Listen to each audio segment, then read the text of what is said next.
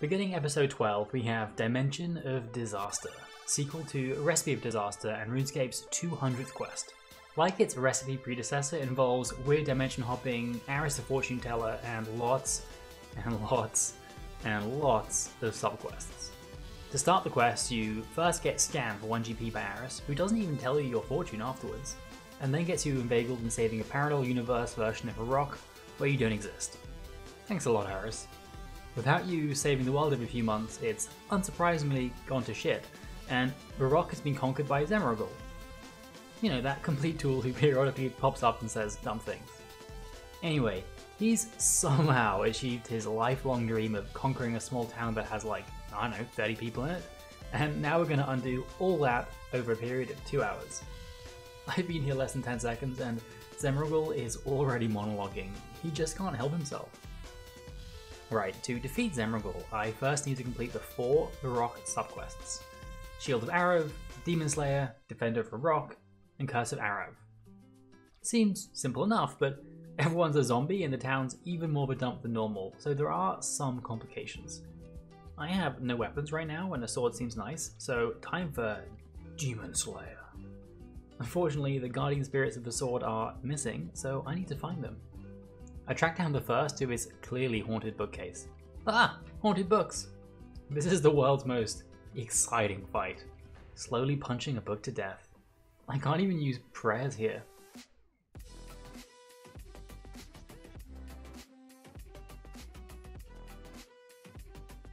Right, so this guy is the spirit of the mind, and since giving up guarding Silverlight, he's taken to just haunting random objects. Everyone needs a hobby, I guess.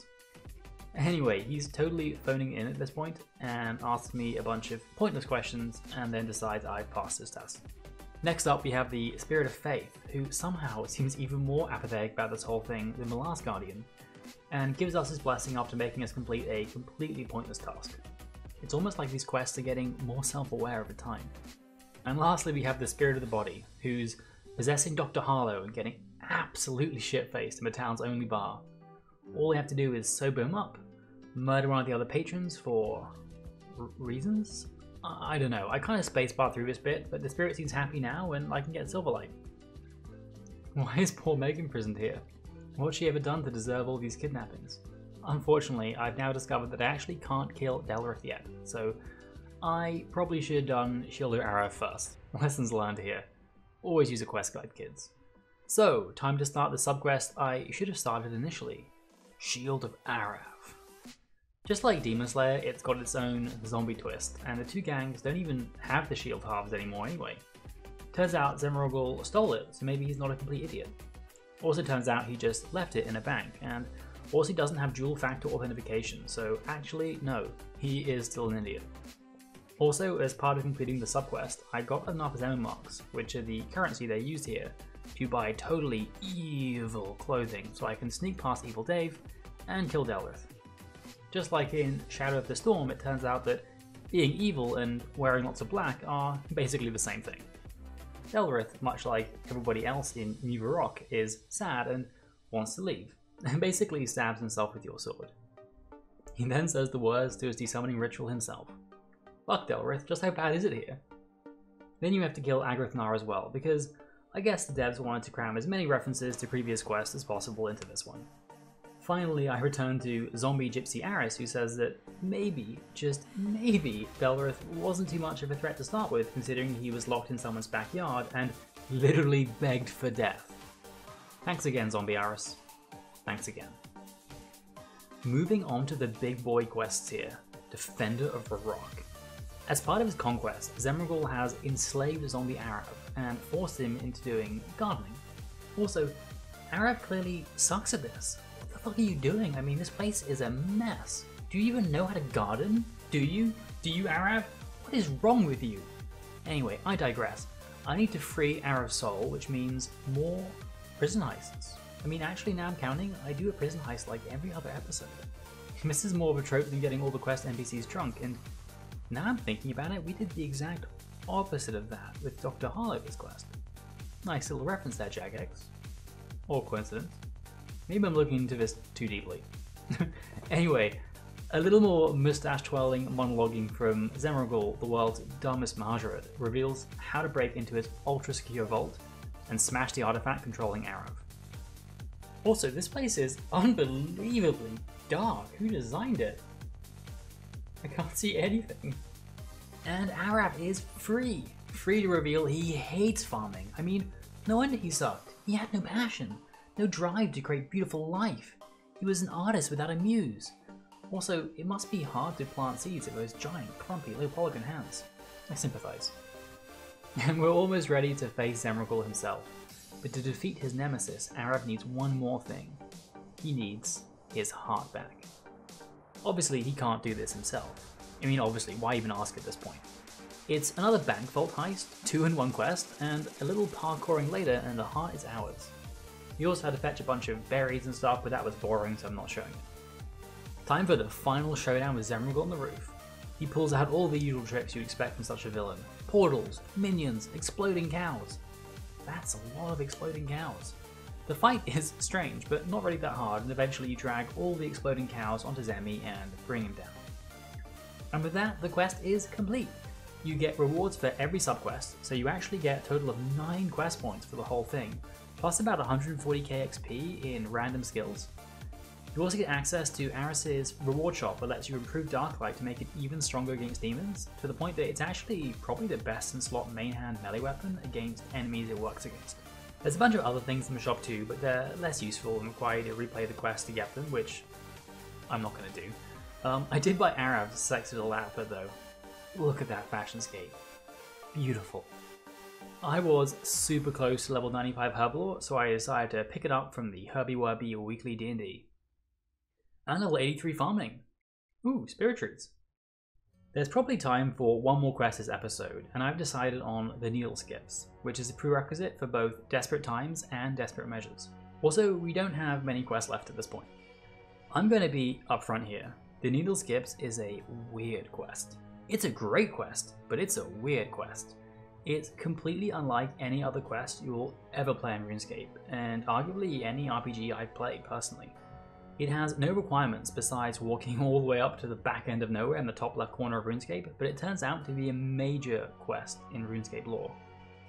It's hard to know exactly how to begin with this quest. It's told almost like a murder mystery, where you've turned up after the fact and have to uncover what's happened. You find this huge stone on top of a hill in the shape of the head of a needle, and using it, you begin to unravel the past. Mechanically, the way the story works is you type words relating to a narrative into the needle, and if they're the correct words, you uncover more of the story. It's a strange and creative and completely different way of storytelling from previous quests. The story itself starts small. A mother, Megan, and her child, Primrose, travel with their father to this small, isolated house. Eventually, the father abandons them, leaving Megan to care for her child alone, who has also fallen ill with a terminal condition. Megan then meets Gale, the tall, blue, inhuman guardian of the needle.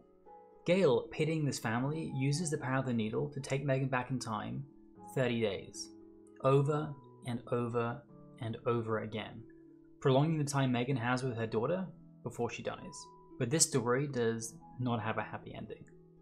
Primrose, unaware of time being reset, eventually becomes suspicious of her mother's activity, and works out how to escape the loop. Now every time Megan resets with the needle, Primrose herself is no longer reset with it, and is getting progressively sicker. Primrose also has a magic book of fairy tales, where the characters within it become alive as she reads them, although only she can see them. One of these stories involves a wicked demon who thrives off the misery of others, and she progressively corrupts Primrose's mother Megan, feeding and amplifying her misery. Eventually things come to a head. Primrose, almost completely wasted away by her illness, slips into a coma. Megan, mistrustful and distraught, blames Gale for the needle's power no longer restoring Primrose, and stabs her. Gale, now dying herself, uses the needle one last time to freeze this moment forever, until such time as someone can arrive and fix the problem. That someone is us, and we do fix it, in a way. We free Megan from the demon that had been slowly corrupting her, and help her come to terms with her daughter's fate. We also save Primrose by binding her to the needle itself, closing the loop and revealing the story's final twist. that Gale and Primrose have always been the same person, but that Gale was Primrose's new form, having been bound to Vanidel and was unaware of her previous life. I should emphasize that Vanidel is a fantastic, narratively driven quest. Arguably my favourite in RuneScape, although it's so different that it's hard to compare. It's listed as a short quest, and if you use a guide, you could definitely power through this in like 5 minutes, but played properly and fully engaging with the story as it's told, it's easily over an hour. It also gives a unique insight into everyday RuneScape life that you don't see in other quests. You read about Megan's struggles scraping together money for the strength potion she gives her daughter. You see the everyday use of magic in Primrose's enchanted book. You appreciate the danger of the everyday life of regular Gillenorians as a sea troll breaks into their house.